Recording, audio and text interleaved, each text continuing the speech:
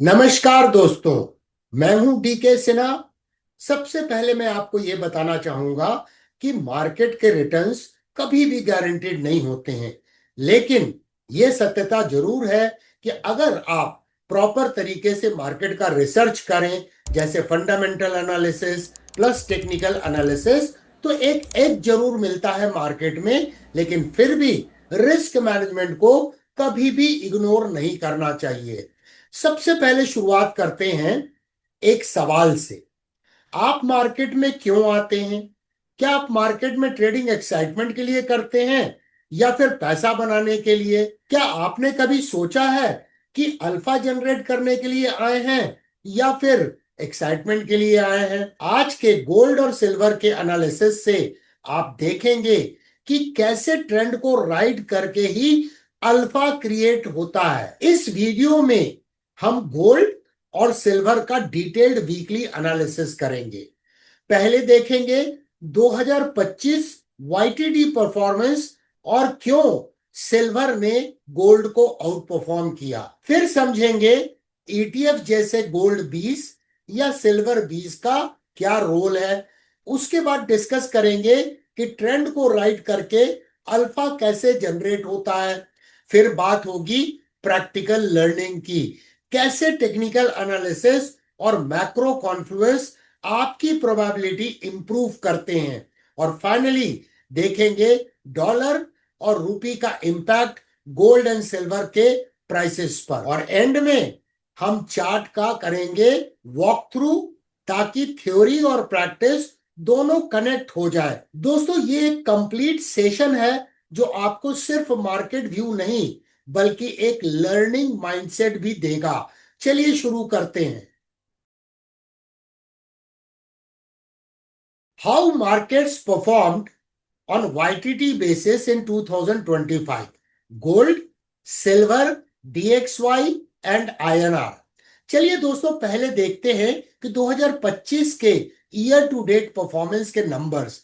Screen पे जो slide आप देख रहे हैं उसमें क्लियरली दिख रहा है DXY 10.06% गिर गया, यूएसडी INR 3.05% ऊपर गया, मतलब रूपी कमजोर हुआ है। गोल्ड XAU यूएसडी ने +36.6% का जबरदस्त रिटर्न दिया है। सिल्वर XAG यूएसडी ने और भी ज्यादा रिटर्न दिया है, +41.83% का। और गोल्ड सिल्वर रेशियो गिरा है 3.61%। इसका मतलब सिल्वर ने गोल्ड से ज्यादा परफॉर्मेंस दिया है और आउट परफॉर्म किया है गोल्ड को। तो एक तरफ सेफ हेवन डिमांड थी और दूसरी तरफ इंडस्ट्रियल डिमांड के कारण सिल्वर में गोल्ड से ज्यादा तेजी देखी गई।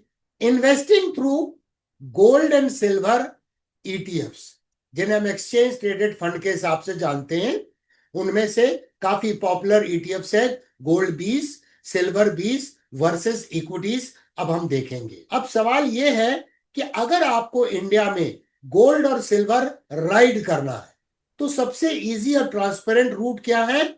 ईटीएफ्स। स्लाइड पे अगर आप देखें परफॉर्मेंस को, तो गोल्ड 20 ईटीएफ ने वाईटीडी बेसिस पे रिटर्न दिया है 38.32% का, और सिल्वर 20 ईटीएफ ने और भी स्ट्रॉन्ग रिटर्न दिया है 42.14% का। अब कंपेयर कीजिए इक्विटीज से। निफ्टी 50 ने सिर्फ रिटर्न दिया है 4.64% का और S&P 500 ने रिटर्न दिया है 10.2% का। तो इससे बिल्कुल क्लियर हो जाता है कि ईटीएफ्स ने स्टॉक मार्केट्स को पीछे छोड़ दिया है 2025 में। लेसन बड़ा सिंपल है। ईटीएफ्स के थ्रू आपको फिजिकल गोल्ड या सिल्वर स्टोर करने का टेंशन नहीं है, लिक्विडिटी हाई है और आप डायरेक्ट ट्रेंड कैप्चर कर सकते हो। रिटेल इन्वेस्टर्स के लिए गोल्ड 20 और सिल्वर 20 जैसे ईटीएफ्स ट्रेंड राइडिंग का बेस्ट व्हीकल बन जाते हैं। The power of riding the trend, alpha generation. दोस्तों, मार्केट में अल्टीमेट एम क्या होता है? कभी आपने सोचा है? रिटर्न्स बनाना तो सब करते हैं, लेकिन रियल सक्सेस है अल्फा जनरेट करना, मतलब बेंचमार्क से ज्यादा रिटर्न कमाना। और अल्फा तभी बनता है जब आप ट्रेंड को राइड करते हैं। प्रेडिक्ट करने की जरूरत नहीं है, बस जो क्लियर ट्रेंड है उसके साथ चल चले। स्लाइड के ऊपर में आप देख रहे हैं गोल्ड बीज वर्सेस निफ्टी 50 प्लस 33.68% का अल्फा बना। सिल्वर बीज वर्सेस निफ्टी 50 प्लस 37.5% का अल्फा जनरेट हुआ। सोचिए, अगर आपने सिर्फ निफ्टी 50 होल्ड किया होता तो सिर्फ प्लस 4.6% के आसपास ही रिटर्न होता। लेकिन ईटीएफ्स में डिसिप्लिन इन्वेस्टमेंट करके बेंचमार्क को बीट करना पॉसिबल हुआ। और मैं हमेशा कहता हूं, अल्फा प्रिडिक्टिंग से नहीं, राइडिंग से बनता है। याद रखिए दोस्तों, मार्केट को फॉलो कीजिए, मार्केट आपको कभी भी फॉलो नहीं करेगा। How you can ride the trend? Learning plus skills. अब सवाल है कि ट्रेंड राइड करें कैसे।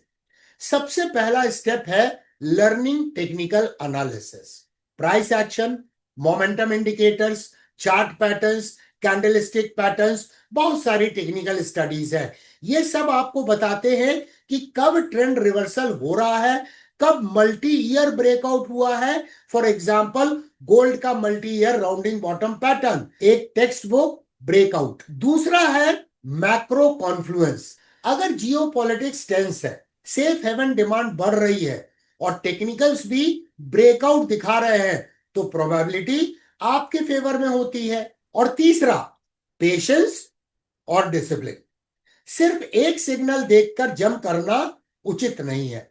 वेट करो कि ट्रेंड कंफर्म हो रहा है कि नहीं हो रहा है। यहां पे लर्निंग पॉइंट क्या आता है? ट्रेडिंग एक प्रोफेशन है।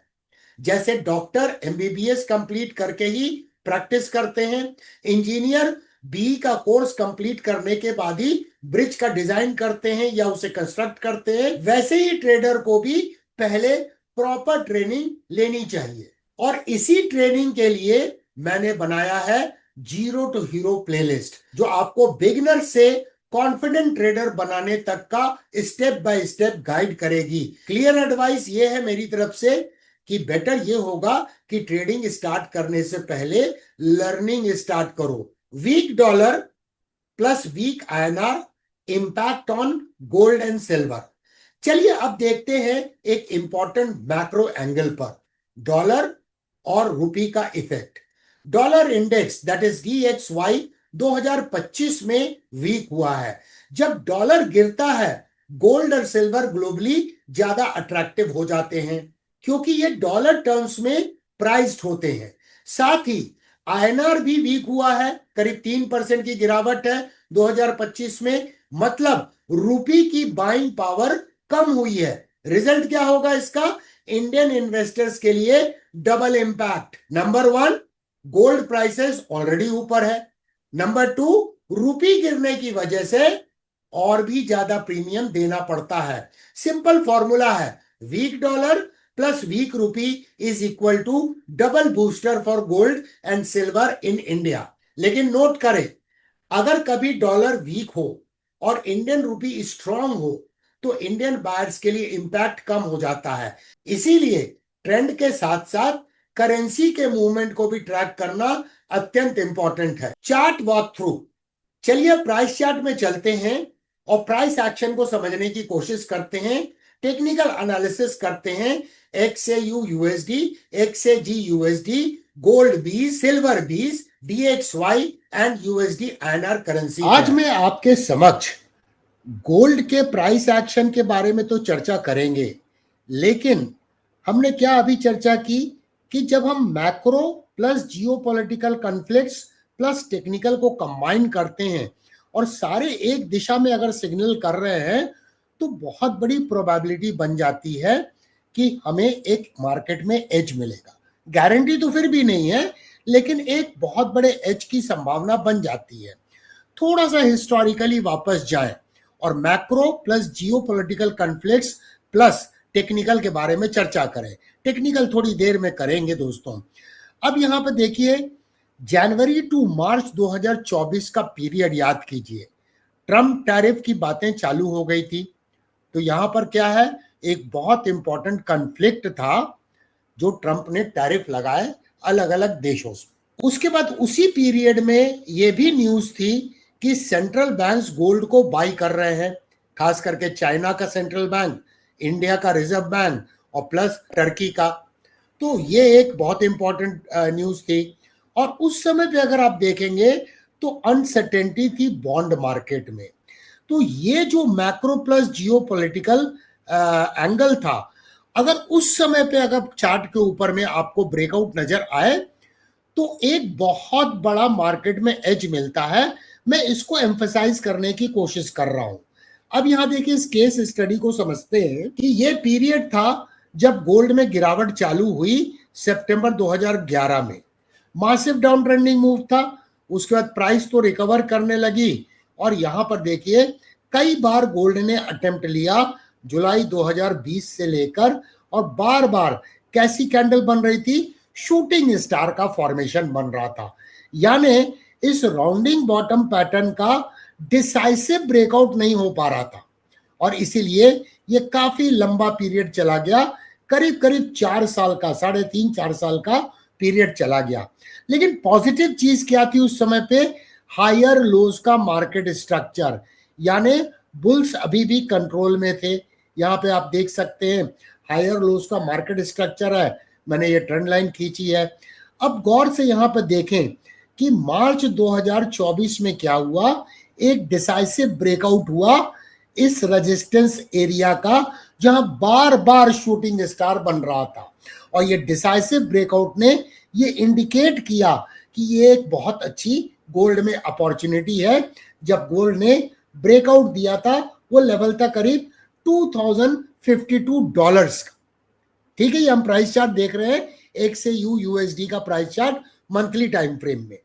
अब यहाँ पे बहुत इंपॉर्टेंट है, अब इस पीरियड में हमारे पास क्या क्या कॉन्फ्लुएंस थे? मैक्रो था, जियोपॉलिटिकल था और टेक्निकल भी इस चीज को कंफर्म कर रहे थे। और उसके बाद देखिए गोल्ड में जो रैली हुई $2052 से लेकर अभी गोल्ड पहुंच गया है $3586 पे। तो मेरे कहने का तात्पर्य है, जब इन सारे एंगल को आप कंबाइन करते हैं, एक और एंगल मैं आपको बताऊंगा, अंत तक देखिएगा ताकि जब भी आप चार्ट को देखें तो ये सारे कॉन्फ्लुएंस को आइडेंटिफाई करने की कोशिश करें। तो यहां पर देखिए ये एक मासिव ब्रेकआउट हुआ और उसके बाद यहां पर मैंने पहले भी आपको बताया था, मैं फिर से आज आपको बता देता हूं जिन्होंने पहले मिस कर दिया है। अगर हम इस राउंडिंग बॉटम का फिबोनाची एक्सपांशन टूल से यहां पर प्रोजेक्ट करें तो यहां क्या समझ में आ रहा है, क्यों गोल्ड पिछले 4 महीने से इस जगह पर रिजेक्ट हो रहा था? क्योंकि इस राउंडिंग बॉटम पैटर्न का 100% एक्सपांशन का लेवल जो था वहां पर प्राइस कंसोलिडेट कर रही थी, ये आप देख सकते हैं। तो इसका मतलब टेक्निकल्स काफी हद तक ये पहले से बता सकते हैं कि यहां पर लॉस ऑफ मोमेंटम होगा। ये कोई आश्चर्य की बात नहीं थी कि वहां पे लॉस ऑफ मोमेंटम हुआ। और आप देखिए ये चलता रहा अप्रैल 2025 से लेकर ये अगस्त 2025 में, और सितंबर में देखिए क्लियर कट डिसाइसिव ब्रेकआउट होता हुआ नजर आ रहा है। अब यहाँ पे और क्या सिग्निफिकेंट बात है कि इसको और कंबाइन करते हैं यूएसडी आईएनआर के प्राइस चार्ट से। तो चलिए यूएसडी आईएनआर के प्राइस चार्ट में चलते हैं। मार्च 24 को याद रखिएगा दोस्तों, क्योंकि बहुत सारे मैक्रो एंगल थे और इस जगह पे देखिए यूएसडी आईएनआर का प्राइस चार्ट में बार बार प्राइस यहां पर रिजेक्ट हो रही थी और यहां पर ब्रेकआउट मार्च 2024 में हुआ। इसका बहुत इंपॉर्टेंट ब्रेकआउट हुआ और उसके पहले हायर लोज का मार्केट स्ट्रक्चर था। तो अगर इस वेल डिसाइसिव इंपल्स को यहां कंबाइन कर दें तो आपको बुलिश फ्लैग का ब्रेकआउट नजर आ जाएगा। तो क्या क्या चीज हमें मिली? जियोपॉलिटिकल, मैक्रो और प्लस करेंसी को देख लीजिए आप, इसी जगह पे यूएसडी आईएनआर। तो डबल बेनिफिट वाला सिनारियो था इंडिया के इन्वेस्टर के लिए। और उसके बाद आप देखिए एक इंडियन करेंसी में काफी बड़ी वीकनेस देखी गई। और अगर मैं आपको बताऊं कि ये वीकनेस कितने की थी, तो इस जगह से आप इसको प्रोजेक्ट कर दीजिए जो पॉइंट ऑफ ब्रेकआउट है, तो इसमें करीब 5.8% की करेंसी में वीकनेस थी। तो गोल्ड ऊपर जा रहा है और इंडियन करेंसी कमजोर हो रही है, यानी इंडियन करेंसी की बाइंग पावर कमजोर हो रही है। तो ये सारे कॉम्बिनेशन इंडिकेट कर रहे थे कि गोल्ड के ऊपर जाने की संभावना है, और वैसे ही हमने कुछ देखा। अब चलते हैं दोस्तों DXY के प्राइस चार्ट पे और डॉलर इंडेक्स को देखते हैं। और उसी वक्त पे आप देखिए डॉलर भी कमजोर होता हुआ नजर आ रहा था। यहां से कमजोर होना चालू हुआ है। ये कब से कमजोर होना चालू हुआ है? ये अक्टूबर 2022 से कमजोर होना चालू हुआ, और उसके पहले इसने एक ऑल टाइम हाई बनाया था सितंबर 2022 में, और उसके बाद जो गिरावट देखी गई, तो कमजोर डॉलर प्लस कमजोर Indian rupee plus macro plus geopolitical tension और ट्रेड वॉर, ये सारी चीजें इंडिकेट कर रही थी कि सेफ हेवन डिमांड बढ़ेगी। और एग्जैक्टली हमने देखा कि गोल्ड में एक मासिव सर्ज देखा गया। अब वापस गोल्ड के चार्ट में हम आ गए हैं, तो यहां पर ऑब्वियस अगला लेवल क्या हो सकता है, ये तो अभी कहना मुश्किल है, क्योंकि ये ब्रेकआउट तो हुआ है, अभी महीना जस्ट चालू हुआ है सितंबर का, अभी कंप्लीट नहीं हुआ है। वी डू नॉट नो कि प्राइस विल गेट रिजेक्टेड और नॉट, बट अगर फिबोनाची एक्सपेंशन लेवल की बात करें तो वो लेवल 127.2% का यहां पर आता है, जो 4000 के ऊपर निकल के आ रहा है।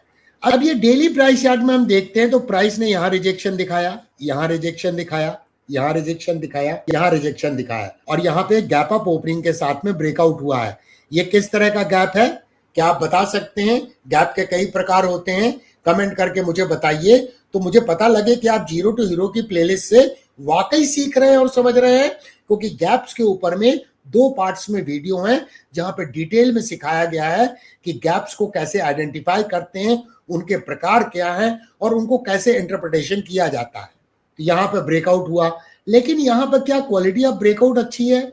ये पैराबोलिक राइज है, मतलब यहाँ पर एक बार थ्रोबैक होने की संभावना है, और ये इसका जो पहले सप्लाई एरिया था अब डिमांड एरिया के रूप में काम करेगा। अब हम सिल्वर के प्राइस चार्ट को देख रहे हैं, XAG USD को। देखिए सिल्वर ने एक 1980 में यहां पर एक हाई बनाया था, ठीक है, प्राइस रिजेक्ट हो गई और बेयर मार्केट चालू हो गया, मासिव गिरावट दर्ज की गई। उसके बाद फिर इसने अटेम्प्ट लिया जनवरी 2011 में, उस लेवल के ऊपर गया, और यहां देखिए 49.81 का नया ऑल टाइम हाई बनाया, और उसके बाद फिर यहां पे प्राइस रिजेक्ट हो गई।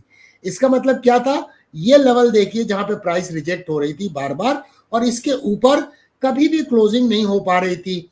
ये पहली बार ऐसा हो रहा है कि करंटली प्राइस इस लेवल के ऊपर में डिसाइसिवली ट्रेड हो रही है, यानी 37.75 के लेवल पे।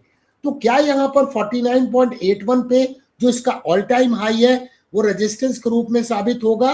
तो उसके लिए थोड़ा सा अवलोकन करते हैं डेली प्राइस चार्ट में। डेली प्राइस चार्ट में मैं देखता हूं कि इस जगह पे मैं अगर एक ट्रेंड लाइन खींचूं, मैं आपको खींच के दिखा रहा हूं, और एक और ट्रेंड लाइन में खींच रहा हूं, जिससे आपको प्राइस एक्शन क्लियर होगा। ये प्राइस करीब करीब राइजिंग चैनल में ट्रेड हो रही थी, इसको मैं फाइन ट्यून कर रहा हूं, और इसका यहां पर ब्रेकआउट होता हुआ नजर आ रहा है। इसका मतलब प्राइस में एक्सपेंशन हो रहा है। अब क्या होगा, ये राइजिंग ट्रेंड लाइन जो है, अपर फाइबर है जो राइजिंग चैनल का, ये आगे जाके सपोर्ट के रूप में बनेगा। अगर इस जगह पे प्राइस पहुंच के थ्रोबैक करती है, तो ये लेवल जो है ये राइजिंग है, तो हायर लेवल पे कहीं ना कहीं इसे सपोर्ट मिलने की संभावना है। यस, जब ऑल टाइम हाई के पास पहुंचेगा तो लॉस ऑफ मोमेंटम तो रहेगा, बट ओवरऑल स्ट्रक्चर काफी स्ट्रांग बनता हुआ नजर आ रहा है। और भी वो क्लियर है, इस जगह पे देखिए प्राइस में एक रेजिस्टेंस था, ये एक सप्लाई एरिया था जिसका यहां पर ब्रेकआउट हुआ, लेकिन एक चिंता उस समय थी कि प्राइस ये अपर फाइबर पे रेजिस्टेंस लेगी, और कई सप्ताह तक आप यहां देखिए उसने रेजिस्टेंस भी लिया, बट फाइनली एक डिसाइसिव ब्रेकआउट होता हुआ नजर आ रहा है। डेली प्राइस चार्ट में अगर हम देखें तो हमें क्या नजर आ रहा है, प्राइस थोड़ा सा ओवर एक्सटेंडेड है, बहुत क्लियर कट है। यहां देखिए EMA 21 है, EMA 55 है, और इसको अगर ऐसे ट्रेंड लाइन खींच दे, ऐसे खींच दे, तो एक सिमेट्रिकल ट्रायंगल का यहाँ ब्रेकआउट हुआ था, और इसका बेस ये है, तो करीब करीब उसका पहला टारगेट तो अचीव हो गया है। तो अब एक करेक्शन की संभावना जरूर बनती है, क्योंकि पैराबोलिकली ऊपर गया है, लेकिन करेक्शन का मतलब ये नहीं है कि ट्रेंड में चेंज होगा, करेक्शन भी नहीं होगा शायद, शायद पुल बैक हो सकता है। आपको यह समझना होगा करेक्शन और पुल बैक में क्या डिफरेंस है। अगर आप डिफाइन कर सकते हैं पुल बैक किसे बोलते हैं, करेक्शन किसके किसे बोलते हैं, तो इस वीडियो के कमेंट्स में कमेंट्स जरूर कीजिएगा। साथ में एक और मैं ट्रेंड लाइन खींच के आपको दिखाता हूं। आपको यहां पर नजर आएगा ये ट्रेंड लाइन एक डायनेमिक सपोर्ट के रूप में सिल्वर में काम कर रही है और उसके थोड़ा सा ऊपर में EMA 21 है। यानी ये दोनों ट्रेंड लाइन के बीच का जोन एक इंपॉर्टेंट डिमांड एरिया है और उसके पास देखिए यहाँ पे प्राइस 2 बार रिजेक्ट हुई है।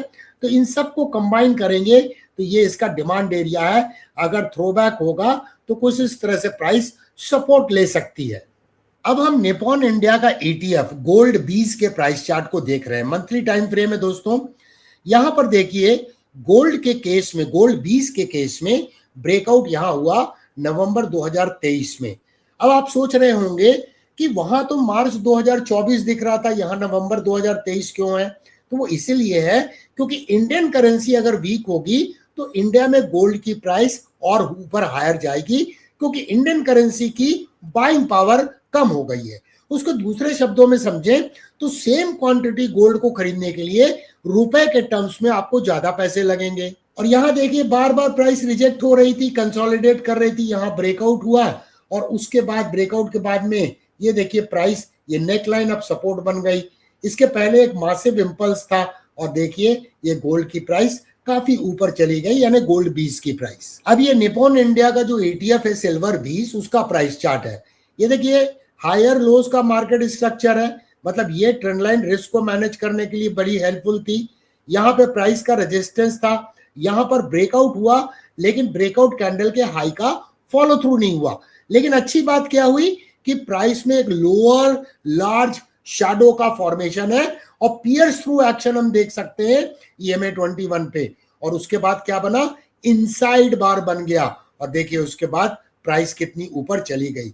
तो अगर आप प्राइस एक्शन को मैक्रो और जियोपॉलिटिकल एंगल से भी एनालाइज करें और कॉन्फ्लुएंस को देखें और प्राइस एक्शन को टॉप डाउन अप्रोच में देखिए, multiple time frame technical analysis, top down approach monthly to weekly to daily, तो आपको बेहतर तरीके से प्राइस एक्शन समझ में आए। Conclusion, focus on learning. दोस्तों अब मैं कंक्लूजन पे आता हूं।